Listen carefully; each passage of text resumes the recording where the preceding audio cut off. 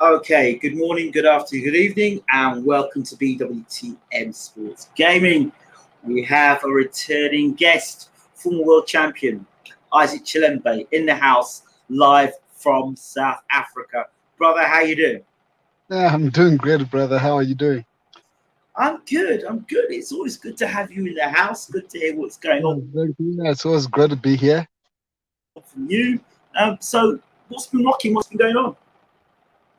No, So, not what's been just going on? try and keep up with the pandemic going on, and just try to keep in shape and hoping for something to come up soon. Congratulations! Congratulations on the CHUDINOV fight. That was a Uh, win. That was not. yeah, That was no I draw. also won the fight too. I still can't believe they made it a draw, but this is boxing. Yeah, but This is boxing. you knew that even if you'd knocked CHUDINOV out, you'd have got a draw for that as well. Yeah, that's the thing, and.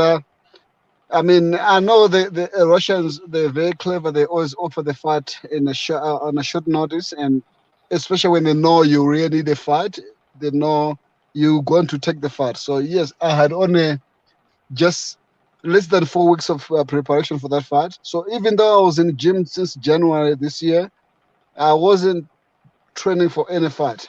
And when the offer came in, I said, all right, I'll do it. And only like push myself for about 3 weeks. Then off we go to Russia. So they knew. I mean, they didn't expect me to be as fit as I was. They thought I was gonna be just a dead man walking. And I went there and I gave the best I can with the little bit of fitness I had. I truly believe I won the fight. But in Russia, it's very hard to win the fight. Yeah, but 3 weeks. 3 weeks. If you had a full training camp, what would you have done? I mean, you were Yeah, outboxing that boy. if I was given enough time, like let's say 6 weeks, 8 weeks, could have been an easier fight for me. So when you're in a fight like that, you've only got like 3 weeks to prepare, or you've only got 3 weeks. Inside the ring, are you having to pace yourself and fight a like stop and start? And what is that? I knew where I was. I basically had 8 sparring sessions for that fight, which most of it was like 6 rounds of sparring, 8 rounds of sparring. So I knew I wasn't 100% prepared. I knew that my fitness level or my preparation level were about like 60%, 60-70%. So I knew I had, but thank God I've got experience behind me. So I knew how to handle myself, how to push a bit and hold back, push a bit and hold back. And the main goal was to make him miss, even though he connected a couple punches when I was backed up in the corner. And I wish I did it there, but going to the ropes, uh, lean against the ropes, that was like trying to rest because I knew he was fit. He was fitter than me.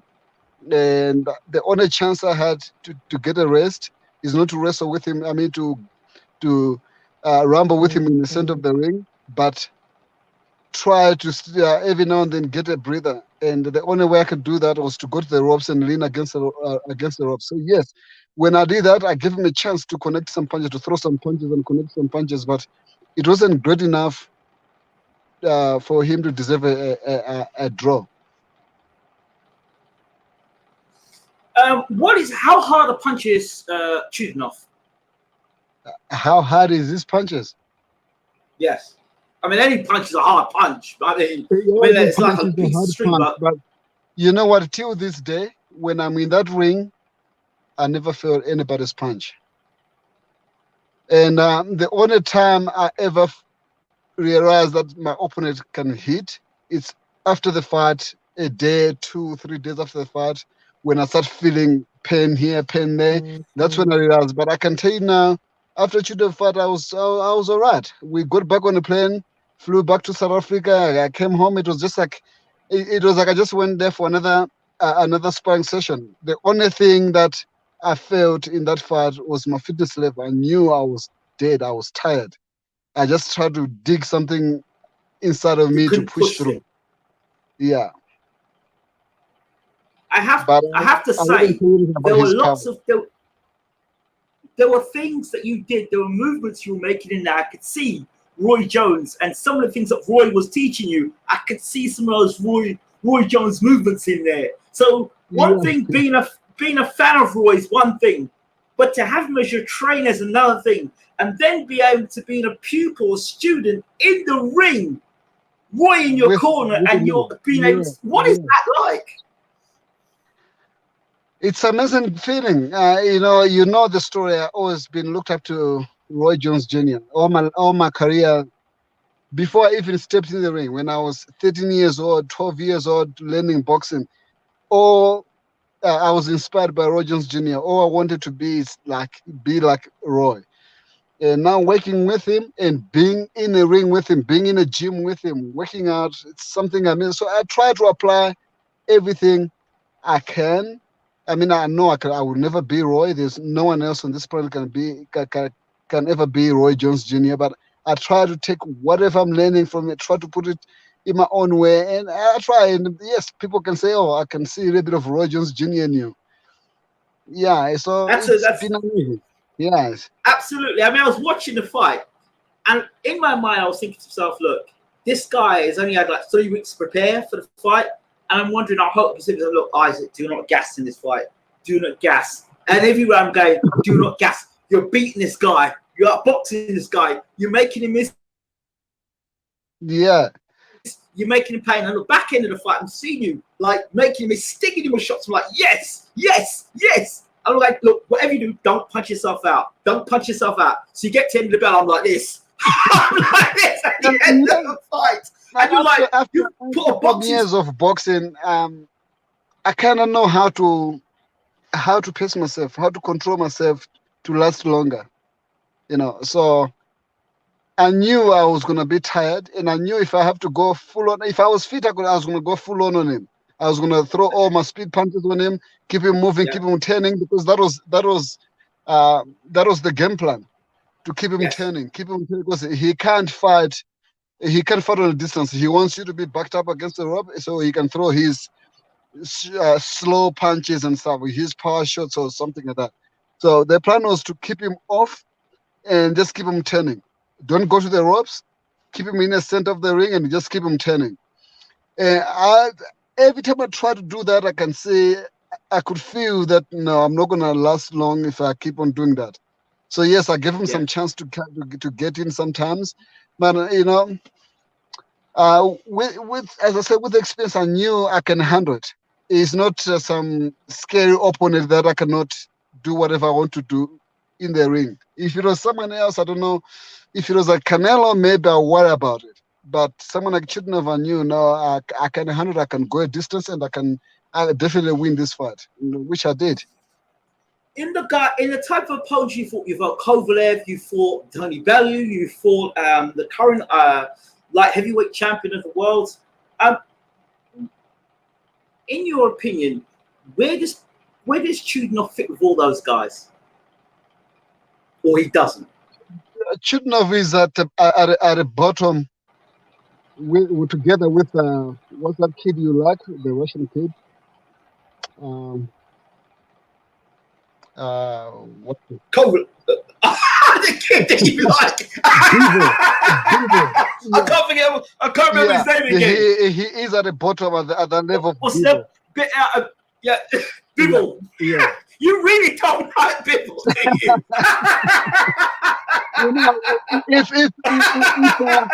If it should have to fight Bivol, could be a very interesting fight, because it's the same thing. Could be very interesting. You're wrong. You're just wrong.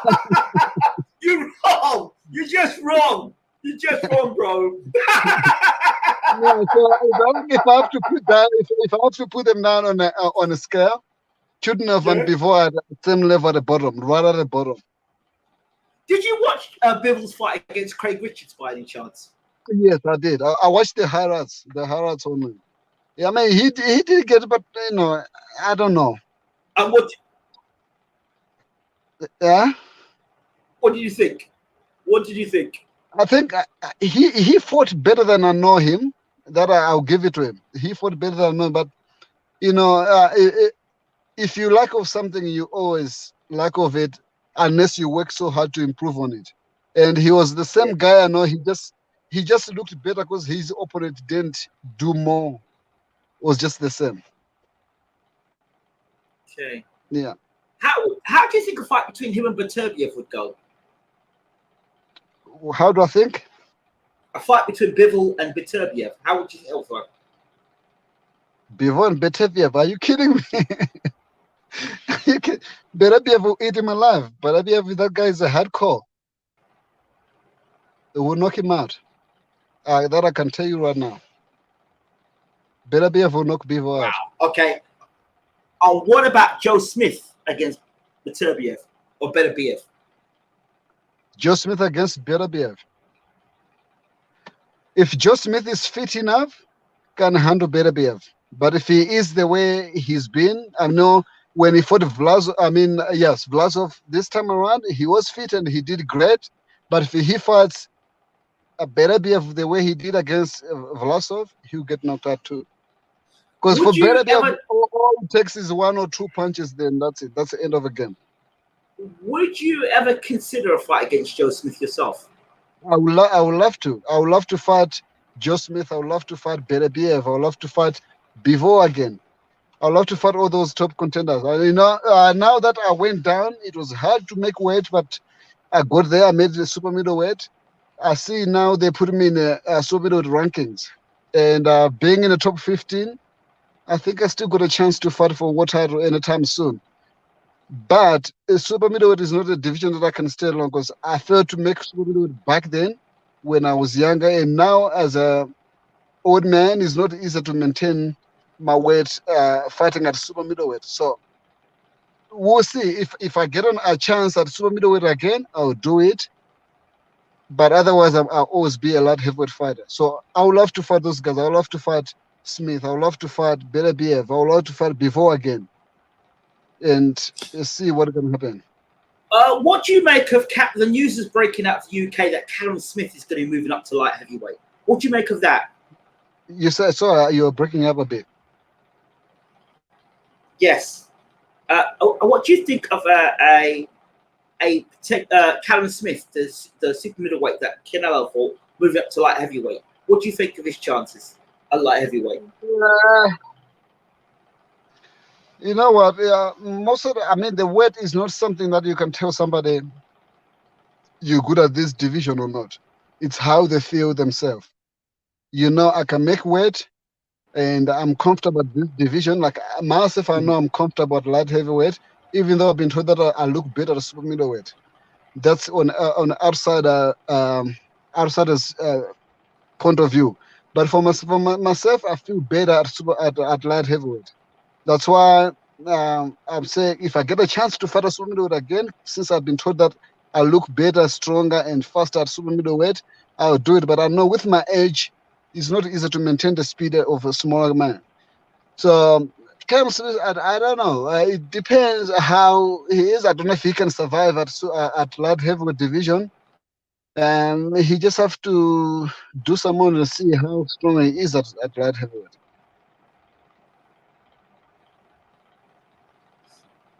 Okay. While you talk about super middleweight, Canelo versus Billy Joe Saunders, what were your thoughts on the fight? I know we both agreed that Saunders was a dead man walking in that fight, but what are your thoughts about the way Canelo fought Saunders? You know what? I knew Canelo would defeat Callum Smith.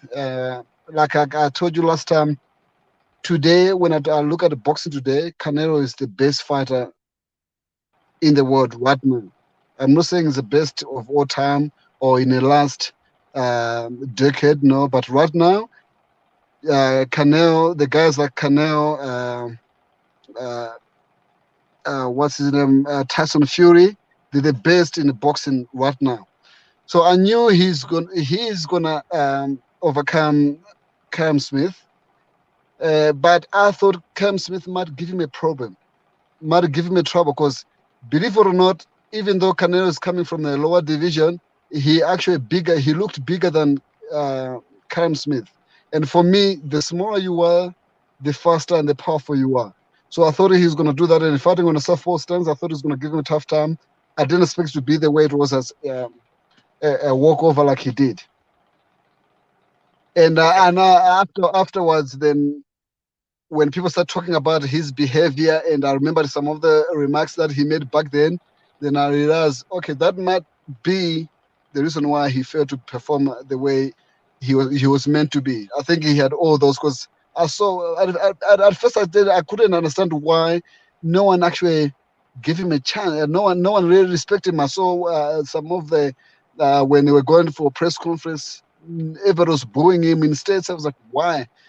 I know he's British, but no British fighter has been booed so much in states like he was.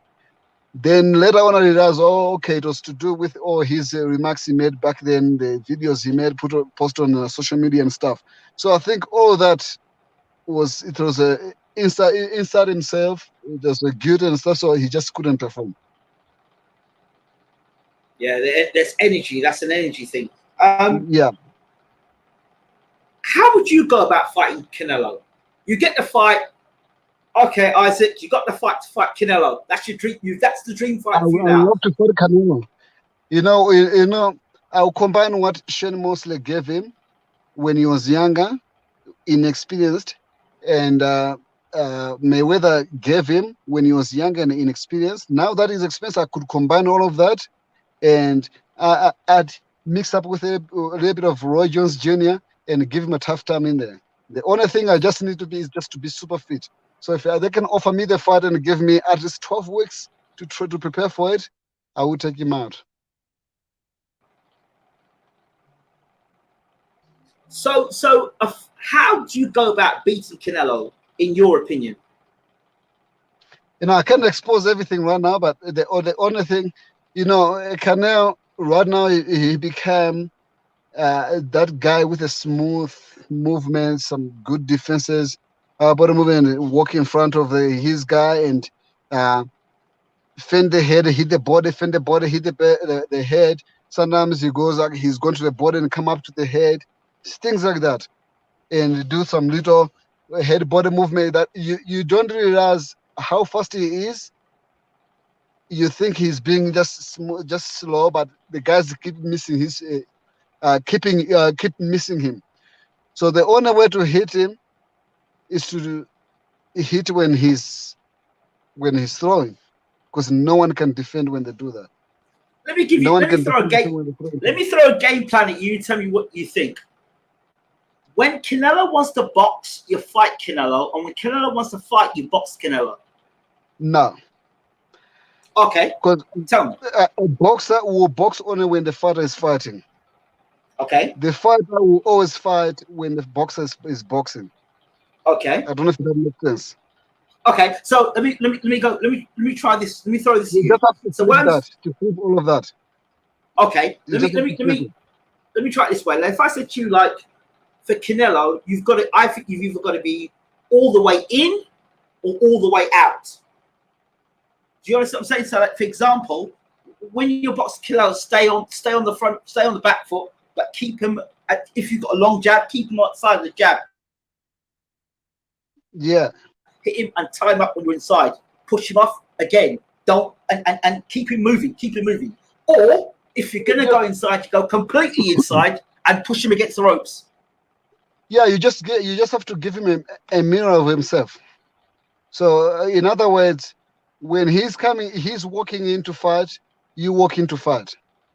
When he's trying to defense and do all those movements, be a boxer, you also be a boxer. That way he's looking at a mirror of himself and he can't function. That's the only way. So you're basically saying box the boxer and fight the fighter. Yeah. No one knows how to handle that. If you're a boxer, okay, but you see with Canelo, he fights in spurts. Yeah, but he fights in spurts though. Yeah. So you just he have fights to, in spurts, like your throw combination and the rest. Yeah, as a fighter, you know those sprints where now he's in to fight, now he's out to box. You know that. So you just have to time it.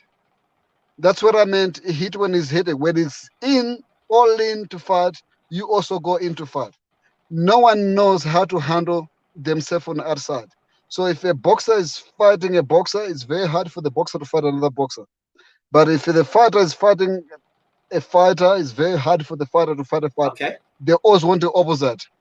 Because for me to be regarded as a boxer, that means I've been fighting the guys that are come forward fighters and they just want to get in and throw some bombs. And I try to, use my movements and stuff like that, keep them away and hit them there, confuse them throughout. That's why I could be known as a boxer and he's known as a fighter. And the other, for to be known as a boxer, he needs the opposite as well. He needs to fight someone who's a bit smart, trying to get in, and they get in and be aggressive and knock them out. So when it's always opposite, there was a time where we in a boxing, in a boxing industry, we used to believe that southpaws are very hard to fight. Everybody believed that southpaws are very hard to fight, simply because there are fewer southpaws than orthodox. And for a southpaw, each and every day of his life trains how to fight an orthodox. While for the orthodox fighter, doesn't really think much of a southpaw, because there's a hell lot of orthodox than southpaws. Now, when a southpaw meets a orthodox, a southpaw knows exactly how to defeat the orthodox. The orthodox fighter only know what he learned or what he practiced for the few weeks before that fight. That's what made it harder. That's why the southpaws, they were very hard to fight. Now it doesn't work that way anymore, because everybody figure things out, and with the technology moving forward, everybody now master it. So southpaws are not as dangerous as they used to be. As they used to be. Yeah, but because they used to prepare for orthodox fighters, 90% of their training camp, and orthodox, most of the time when I felt like, in my career, I think I fought 3 or 4 southpaws. The rest of them are orthodox. So I don't really think, when I'm in a gym, I don't really think about southpaw fighter. What the southpaw knows, each and every opponent they're going to meet, they will be orthodox. So when the fighter is aggressive, come forward, let's say Mike Tyson, they always prepare for the guys who can move. Same as for the guy who can move, me myself, I only, when I'm shadow boxing, hit the back, I always see the guy who's coming towards me, trying to be aggressive, and I'm trying to do some fancy moves on them, change them, keep them on distance, jab them there, pop them there, keep moving. So you always prepare. So when you meet someone just like you, it becomes confusing, because it's not something that you work on it each and every day. That's some beautiful stuff. Yeah. There, I really love that. Is that something you knew yourself? Is that something that Roy taught you? You said? Is that something you learned yourself, or is that part of the Roy Jones school? No, that's something that I've realized after some time. I've realized, because I've seen the guys, how they perform. I think the very first pickup from that for me was when Mayweather fought Zab Judah. Not necessarily because Zab Judah is southpaw and Mayweather is orthodox, no, but the speed and the stance and how they shoot the punches, they were similar. And Mayweather had a high time for the first 4 or 5 rounds, up until he figured him out and overcome that, because Mayweather is very good with that, where he can overcome his opponents in a short, in 2 or 3 rounds. But I saw how Zab Judah gave Mayweather had time. And I realized, because Mayweather, as much as the guy is southpaw, Mayweather was looking at the guy similar to him, strength the same. The guy shoots the punches the same. Shoot a punch there, shoot a punch there, let him come in.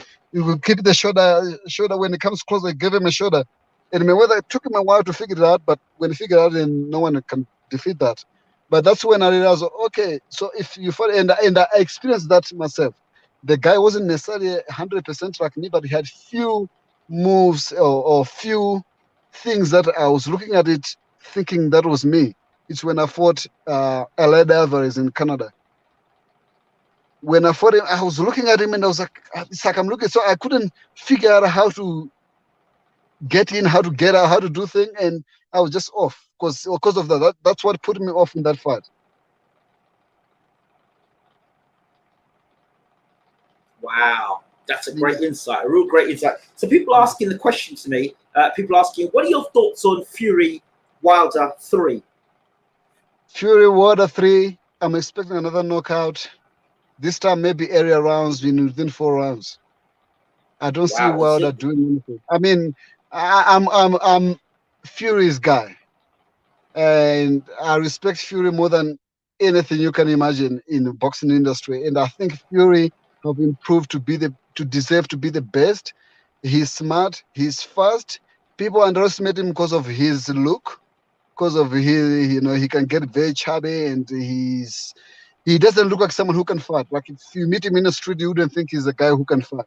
But the guy is smart. The guy is quick. He's got good movements. He's always fit.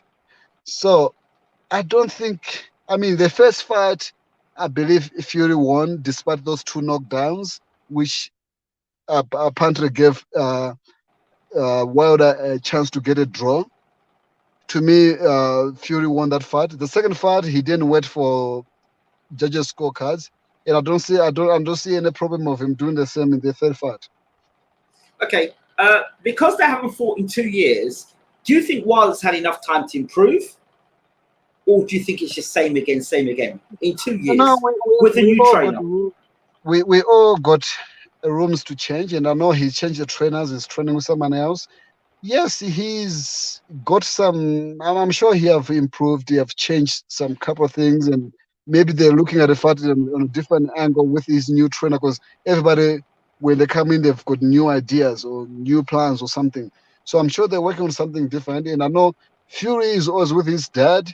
And whatever they work they work on, might be the same, but you never know. They're going to come up with another, because now they know their opposite is also new now. They've got new ideas in the camp.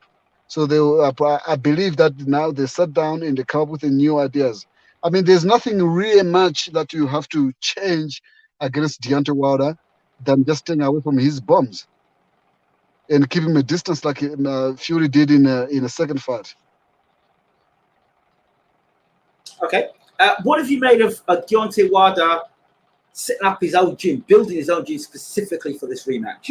Yeah. I think that's a great idea. I mean, we're all comfortable in our own space. So if he's got his own gym, opening up his gym, I think it's a great idea. I don't know how much will help him to improve or anything, but at least he's at peace. He's in his own space. He got a new trainer. I don't know what was the issue. The other bullshit that he gave about the reason why he think he lost the fight and his trainer with the water and this and that, I think it was just bullshit. No one can buy that. I don't know what's the real reason why he had to walk away from his previous team. Now he's got someone else. So I think it's a fresh new start for him, and being in his own space, I think, is the best thing he can do. But talking about that, I don't know how that will help him to overcome a guy like Tyson Fury. If he was fighting Joshua, or I don't know, fighting someone like that, I could say he's got a chance, but not Dillian White. Fury. Yeah, if he was fighting Dillian White or the Australian guy, maybe he'll have a chance. Parker. Yeah, Parker. Yes. You look at Joseph Parker, yeah. Okay. What are your Joseph thoughts Parker. of Joshua versus Usyk? What are your thoughts on that? Joshua versus Alexander Usyk. Usyk, I thought he was greater than he is for some reason in cruiserweight, but since he moved up to since he moved up to heavyweight, I don't know what happened to him. Now in the last fight, I promise you, I was falling asleep while watching the fight. I was very, very disappointed for Chisora that he won that fight. I mean, he lost that fight. I was very disappointed. My heart breaks for him, because this guy didn't deserve to win that fight. All he did was tap. I mean, I myself was a light heavyweight.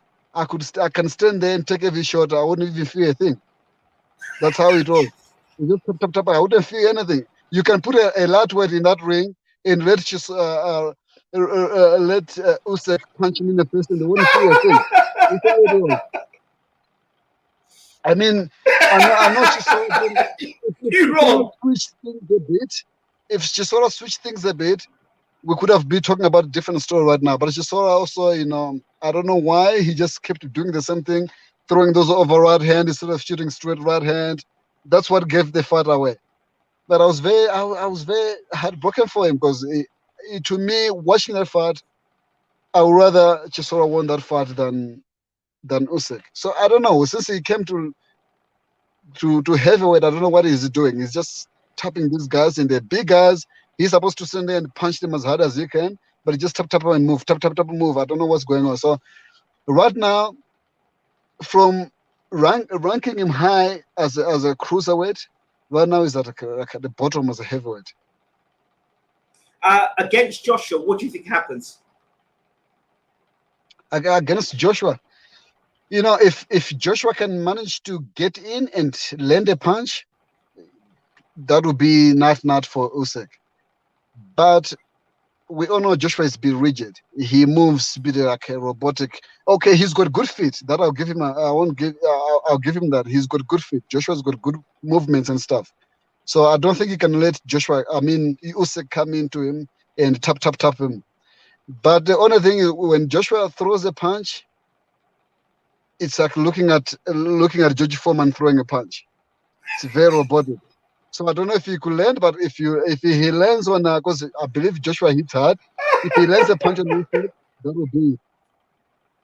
Yes. I've said it. USYK is in camp at the moment. He's been spending 5 months trying to get his body bigger. What are your thoughts on that? Yeah. No, yeah. I mean, after some time, as you grow older, that's why I've been always wanting to move up division. It's just my body doesn't want to do that. I try, and I cannot pick weight from eating and get fat.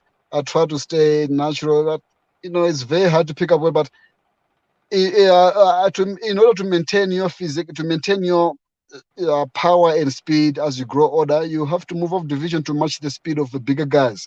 So I don't blame him for that. I think it's best that he move up to heavyweight, try to match the speed, because now he realizes at cruiserweight the guys might be a bit faster than he is, so he's trying to maintain the speed.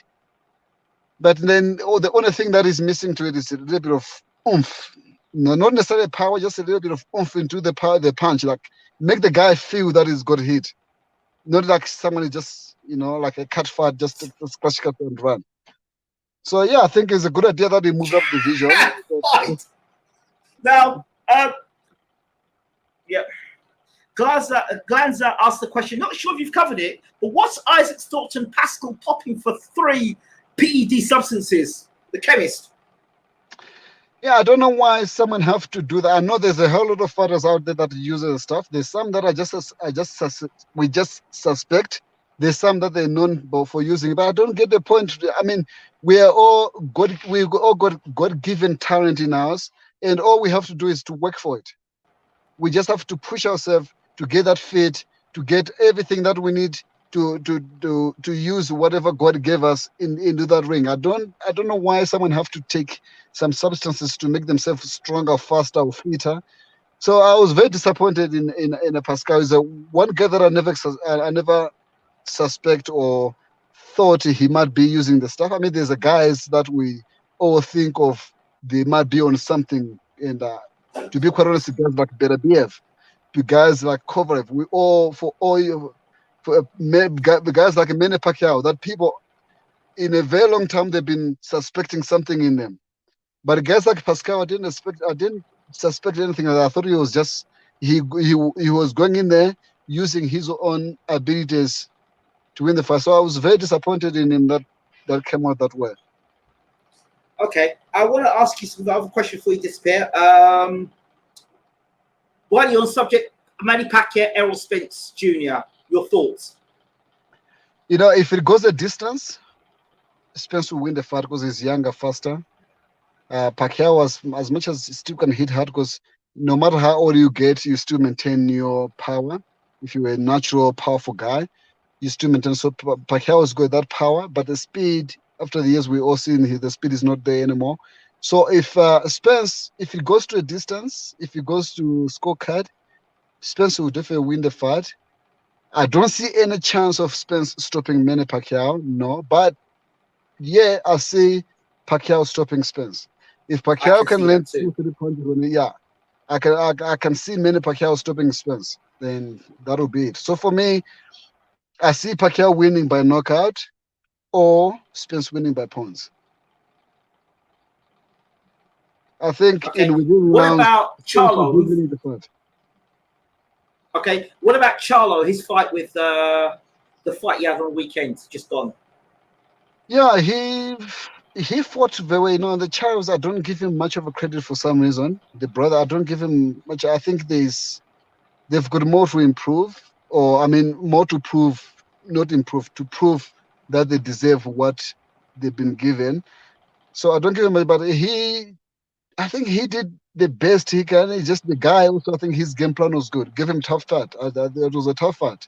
I know people they're like, yeah, you went the distance. I don't know where they expect from men to stop the guy each and every opponent he steps in the ring with.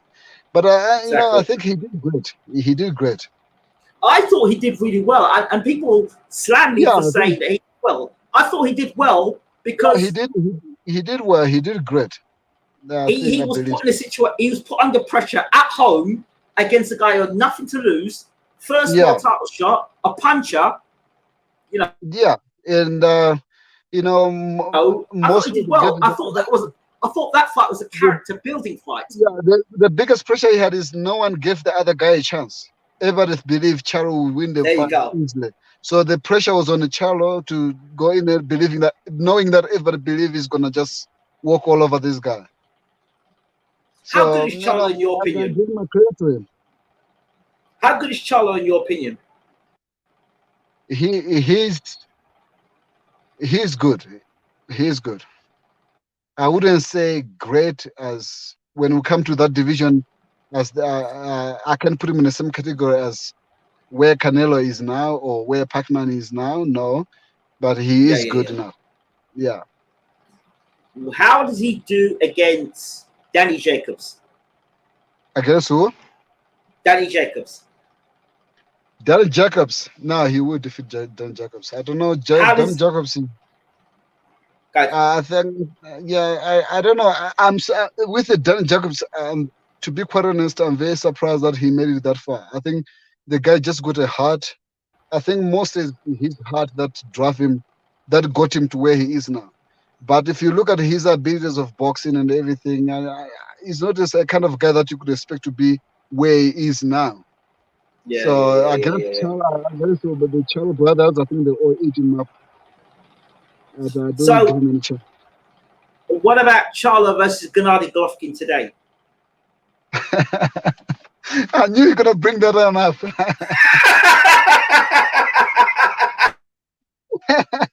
No, Glover can is done. I remember from last time. You know what? What fight could be very interesting? The fight that could be What's very that? interesting is Charo against Jacobs. Because I mean, not Charo. I mean, Golovkin versus Jacobs. Because they're all rigid, hard hitting guys, and they tall and very robotic. So it could be very interesting to watch that. Could go either way. Could be very boring fight to watch, or could be very Yes. entertaining fight to watch. The Charles, I think, that's too smooth for Golovkin where he is now. If it was a few years ago when he was in his early 30s, I would say I won't give any Charo a chance. But now I don't give it. I don't give it Golovkin a chance. I think they'll eat him up for breakfast. Both Well, brothers. one of the guys on my comment section said that Golovkin will park Charlo inside 6 rounds. If he lands a punch, yeah, you could never know. You never know. One punch can change the whole fight. If you go, because Yeah, but as when? I He's keep never knocked anybody out. as I keep Oh, on he's not. saying, Yeah, but it's not. No, it's not. It's not nobody out yeah, though. but He's not no, nobody but out. Who's he knocked no, out? yeah, but as a powerful man, if you hit hard, you always return your power, no matter how old you are. You always return your power. But, all Speed, on the right, other okay, hand, you I lose it off agree. sometimes. So I he agree. can land a punch. You never know. This is the man I agree. who once got hit and hit back the guy and knocked them out. I will never forget that for as long as I live. I will never forget that. I've never seen that in a boxing Okay, history but as far as I'm however, concerned. if you be knocking at what's that? Where someone gets hit with a big shot, where the head is pushed all Going back back and they come back and with a then punch and knock the guy out. Yeah, and knock the guy out. I've never seen that. So this is the guy we're talking about here. He's got power, and I believe as much as people they might suspect that he's on some juice or something, I think most of it is natural. He was just born with a heavy bones. Okay. Okay. All right. That's fair enough. Fair enough. Fair enough. I can't argue that point. All right. Let's see what else. What thing? Oh, before we finish, would you fight a YouTuber? Would you fight Logan Paul? You know, I went like that. I had to sigh on that simply because it's very sad what is going on to boxing today. Right? There's fighters out there. They dedicate their whole life to this sport. They've been boxing for years. They went up and downs. They got beaten, got injured, and they do this, win some championship, lose some. They've been there for a very long time. And there you get someone, because he's a YouTuber, getting his one fight and making some millions that no those fighters that I'm mentioning have ever made in their career. You understand what I'm saying? You get the guys that have been there, they've been doing this thing for a very long time. And it's not like they're just somebody. Some of them, they even won world championships. They won some small championship, international championships, and this and that regional championship. They've been there. They traveled countries, but they've never made, let's just say, $1 million in their life. They've never fought for $1 million. Then you get a YouTuber who comes in, fight a boxing superstar, and make 10 million, 15 million, or something like that. It's very sad to boxing. Very sad to fighters who dedicate their life. It's like myself. I've never sang a song in my life. I've never done anything as much as music is concerned. Today, I just go in and say I'm gonna go perform at O2 Arena or anywhere, and I end up walking out with 100 million because I just performed there as a singer. You know what? All these guys, you know what? They're looking at me like, Isaac. Yeah. Isaac, with all due respect, I'd love to see it. Yeah, no, but you get my point. At the O2 Arena, who hasn't got a hit record at the O2 trying to sing. Yeah, I do get your point, but I'm still paid to see it. I mean, I would expect. I've never sung in my life. I don't know how to sing. I've never sung in my life. I don't know how to sing. One night, I walk out with 100 million because I just sang. And there's guys there. I mean, I can give you an example of the guys, the singers, the names I know. I can't tell you that they don't make that much or not. But I'm just saying, for example, you get a guys like Drake, Lil Wayne, he's sitting there saying, oh, okay, I've been in this business for years. I've never made so much in one night. Now this guy from nowhere, because he's a boxer, he just come here saying and he's making 100 million. You understand what I'm saying? So it's very sad to boxing that now we are at a point where YouTubers have to come in and do that. So would I fight a YouTuber?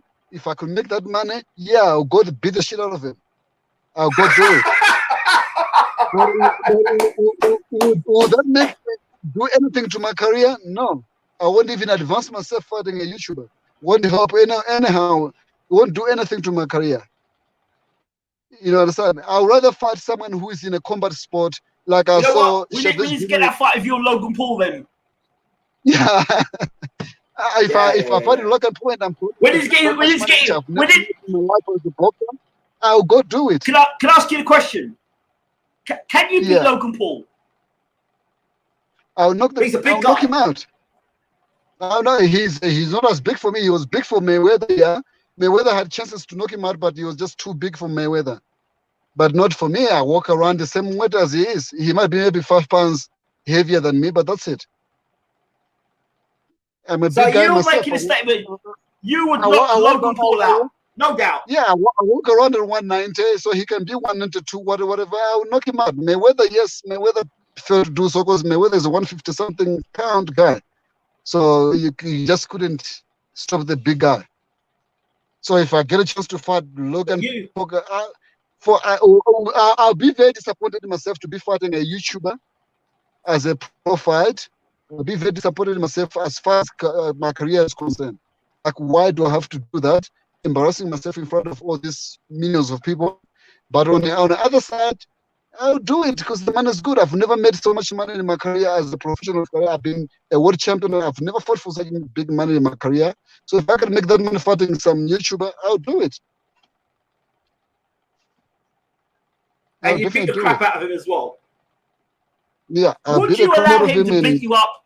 Would you allow him to beat you up for the money? Because there's some people who take a dive for the money. As far as I'm in boxing, 95% of my fights are lost because of myself. I know that, but I could never lose the fight because someone paid me or asked me to do so. Never. I went in this game. I came into this business. I came into this game with a goal. I could never let it go wayside, even though I have with my own behavior, with my own doing. But I could never let it, knowing that I've got a chance to knock this guy out and make a name for myself and let it go because someone has asked me so or offered me that. I wouldn't do that. Okay. Final question before to let you go. One of the YouTubers asked the question. Could you ask Isaac Chilemba, what is the best way to nullify the overhand right when pinned on the ropes? What's the best way to do what?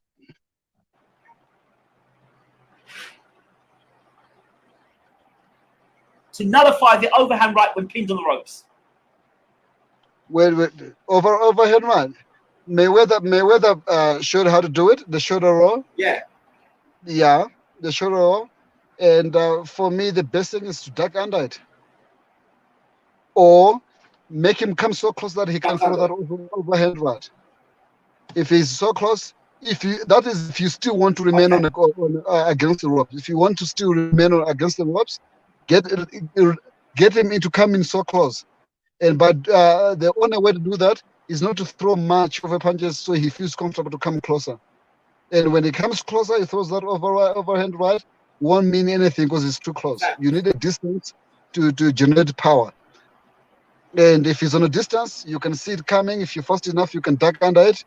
Or if you want to be fresh like Mayweather, the shoulder roll work. At most, the best thing you can do is not to be on the ropes whatsoever. Be out of that. Be away from the ropes before the overhand right comes. Isaac Chilemba, thank you so much for talking to BWTM. Thank you very much. It was great speaking to you. Keep us updated. Let us know when your next fight is. Yeah, I'll let you know. So far, when something comes out, you will be the first one to know.